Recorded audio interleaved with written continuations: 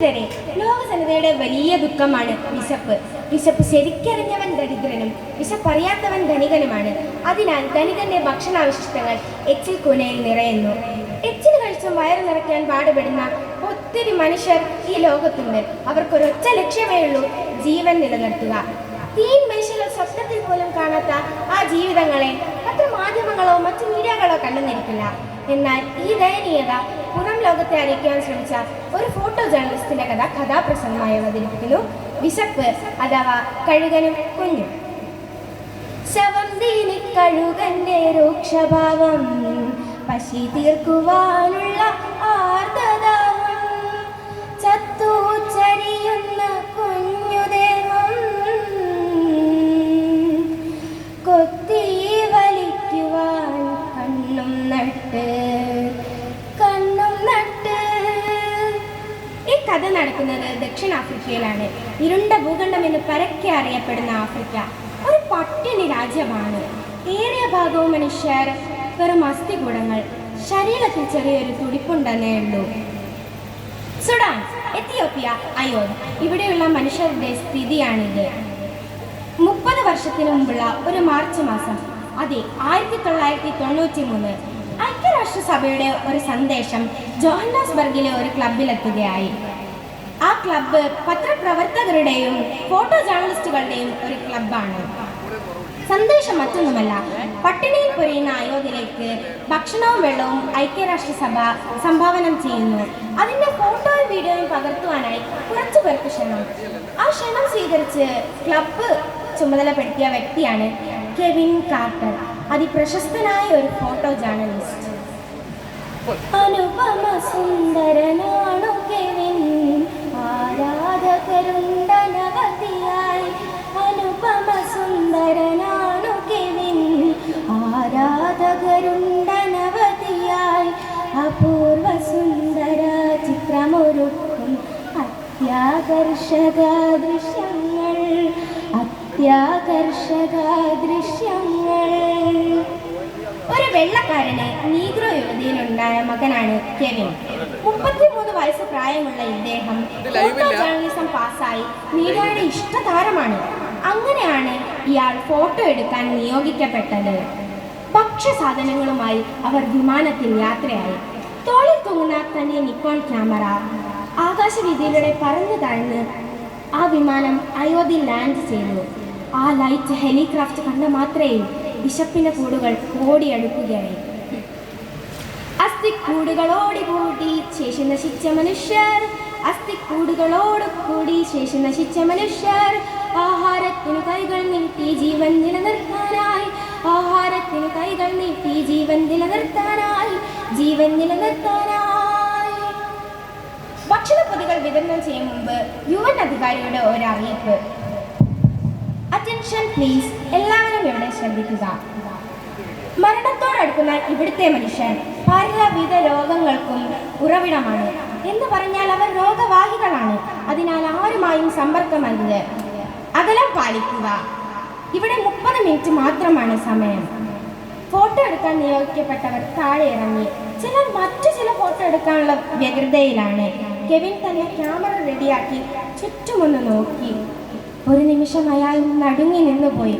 അങ്ങ് അകലെ പുല്ലിലായി ഒരു കഴുകൻ തൻ്റെ നീളൻ കൊക്കുകൾ പിളർത്തി കണ്ണുകൾ തുറപ്പിച്ച് ചിറകുകൾ വിടർത്തി ഒരു ശവം കൊത്തി തിന്നാനുള്ള പുറപ്പാടിലാണ്. ഒരു കുഞ്ഞിൻ്റെ ശവം.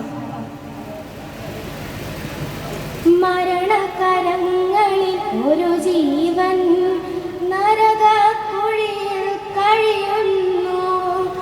വയറു നിറയ്ക്കാൻ വഴി തേടി കഴുകൻ കാവലിരിക്കുന്നു, കഴുകൻ കാവലിരിക്കുന്നു. ആ കുഞ്ഞ് മരിച്ചാൽ അടുത്ത ക്ഷണം ആ കഴുകൻ ആ കുഞ്ഞിൻ്റെ ശവം കൊത്തിപ്പറക്കും. അങ്ങനെ സംഭവിച്ചാൽ തനിക്ക് ലഭിക്കാൻ പോകുന്നത് ഒരു ചരിത്ര ഫോട്ടോ ആയിരിക്കും. 20 മിനിറ്റ് സമയമായി. ആ കുഞ്ഞ് മരിച്ചില്ല, കഴുകൻ അതിനെ കൊത്തിയില്ല. പിന്നെ അധികം വൈകാതെ അയാൾ കുറച്ചുകൂടി മുന്നിലേക്ക് ചെന്ന് കഴുകനും കുഞ്ഞും അടുത്തടുത്തായുള്ള 10ഓളം ചിത്രങ്ങൾ വ്യത്യസ്ത ഭാവത്തിൽ പകർത്തി. അപ്പോൾ അതാ എയർക്രാഫ്റ്റ് അനൗൺസ്മെന്റ്. മടക്കത്തിനായുള്ള സന്ദേശം. കുറച്ചുകൂടി മുന്നിലേക്ക് ചെന്ന് അയാൾ ആ കഴുകനെ ആട്ടി ഓടിച്ചു. പക്ഷേ ആ കുഞ്ഞിനെ രക്ഷിക്കാനായില്ല. മേലധികാരികളുടെ വിലക്ക്. ഈ ദയനീയത പുറം ലോകം എന്തായാലും അറിയണമെന്ന ഉറച്ച തീരുമാനത്തോടെ അയാൾ മടങ്ങി. 2 ദിവസത്തിന് ശേഷം പത്രത്തിൽ ആ ചിത്രം അച്ചടിച്ചു വന്നു. അതെ, കഴുകനും കുഞ്ഞും അടുത്തടുത്തായുള്ള ഫോട്ടോ. ഒരു നാടിന്റെ പട്ടിണി അറിയിക്കുന്ന ചിത്രം. താൻ നൽകിയ സത്യസന്ധമായ വാർത്ത. വിശന്നു വലയും ഈ രാജ്യം പട്ടിണി മാത്രം കൂട്ടായി. വെള്ളക്കാപാലികളുടെ ഭരണം അടിമകളനവധി തീർത്തു. ഇവിടെ അടിമകളനവധി തീർത്തു. വാർത്ത പ്രചരിച്ചതോടെ പത്രസ്ഥാപനത്തിലേക്ക് കത്തുകളുടെയും ഫോൺ കോളുകളുടെയും പ്രവാഹം. Hello, yes, New York Times reception. മറുതലയ്ക്കിൽ നിന്നും ഒരു ചോദ്യം. ആ കുഞ്ഞ് മരിച്ചോ? അതോ ആ കുഞ്ഞിനെ കഴുകൻ തിന്നോ? അറിയില്ല മിസ്റ്റർ, ആ കുഞ്ഞിനെ കുറിച്ച് ഒന്നും അറിയില്ല. അങ്ങനെ ആ കുഞ്ഞ് മരിച്ചോ ജീവിച്ചോ എന്നറിയാതെ എല്ലാവരും ബുദ്ധിമുട്ടുന്നു. ഇതിനോടകം തന്നെ ആ ഫോട്ടോഗ്രാഫർ പ്രശസ്തിയുടെ കൊടുമുടിയിലെത്തിയിരുന്നു. എന്നാൽ അയാളുടെ ഭാര്യയുടെ വിമർശനം അതിക്രൂരമായിരുന്നു. മിസ്റ്റർ കെവിൻ, ലോകം വെറുക്കുന്ന മനുഷ്യനാണ് നിങ്ങൾ. മനുഷ്യത്വം തീരെയില്ലാത്ത, ഒരു കുഞ്ഞിനെ രക്ഷിക്കാൻ കഴിയാത്ത ഫോട്ടോഗ്രാഫർ. ദുഷ്ടൻ, നീചൻ, ക്രൂരൻ. മനുഷ്യത്വം തീരെയില്ലാത്ത നിങ്ങളുടെ കൂടെ ഇനി എൻ്റെ മോനും ജീവിക്കണ്ട. ഞാൻ അവനെ കൊണ്ടുപോകുന്നു. അധികം വൈകാതെ ആ വെള്ളക്കാരി മദാമ തൻ്റെ മകനെയും കൊണ്ട് ആ വീടിന് പുറത്തിറങ്ങി.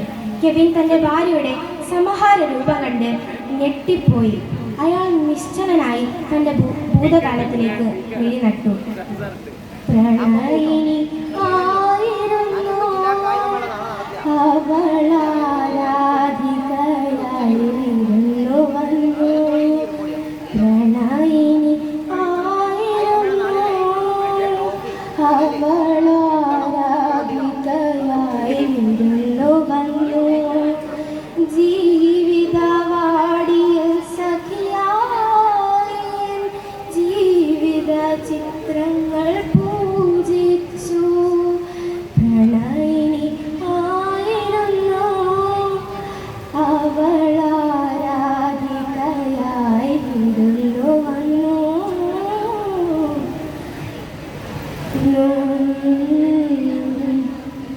എൻ്റെ പ്രിയപ്പെട്ട ഗ്ലോറിയ, നീ എന്നെ സ്നേഹിച്ചത് ഞാനെടുത്ത ചിത്രങ്ങൾ കണ്ടു തന്നെയാണ്. എത്രയധികം നീ എന്നെ പുകഴ്ത്തിയിട്ടുണ്ട്, അഭിനന്ദിച്ചിട്ടുണ്ട്. ഞാൻ എന്നെ സ്നേഹിച്ചതും വെറുത്തതും ഞാനെടുത്ത ചിത്രങ്ങൾ തന്നെ.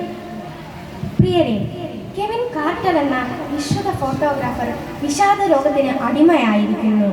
അയാളുടെ ജീവിതം ഏറെ നിരാശാജനകമായിരുന്നു.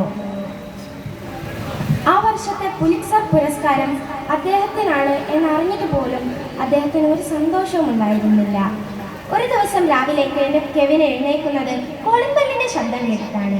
അദ്ദേഹം വാതിൽ തുറന്നു നോക്കിയപ്പോൾ തൻ്റെ കൊച്ചു മകൻ ഒരു ചെറിയ റോസാപ്പൂവുമായിട്ട് നിൽക്കുന്നു. മോനെ, മമ്മയുണ്ടോ കൂടെ? ഡാഡിക്ക് അഭിനന്ദനങ്ങൾ.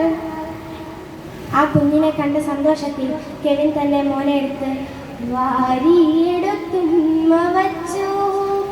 താരിളം കവിളിൽ താലോലം വാരിയെടുത്തുമ്മ വച്ചു. താരിളം കവിളിൽ താലോലം അച്ഛനു നൽകിയ പുഞ്ചിരിപ്പൂക്കൾ ആ ഹൃദയത്തിൻ കുളിരലയായി. എന്നിട്ടും കെവിന് ഒരു സന്തോഷവും ഉണ്ടായിരുന്നില്ല. മോനെ, മമ്മി എവിടെ? ഡാഡി, മമ്മിയുടെ വിവാഹം കഴിഞ്ഞു ഡാഡി. അത് കെവിന് വളരെ ഞെട്ടിക്കുന്ന ഒരു വാർത്തയായിരുന്നു. പിറ്റേ ദിവസം രാവിലെ തന്നെ കെവിൻ തന്റെ മകനെ എഴുന്നേൽപ്പിച്ച് നല്ല ഭക്ഷണം നൽകി പുതിയ വസ്ത്രം ധരിപ്പിച്ച് അവർ കാറിൽ കയറി കാറ് ദൂരേക്ക് നീങ്ങി. ആ കാറ് നിൽക്കുന്നത് തന്റെ ഭാര്യ വീടിന്റെ മുൻപിലാണ്. മകനെ അവിടെ ഇറക്കി കെവിൻ പറഞ്ഞു, മോനെ, ഡാഡി ഒരു യാത്ര പോകുന്നു.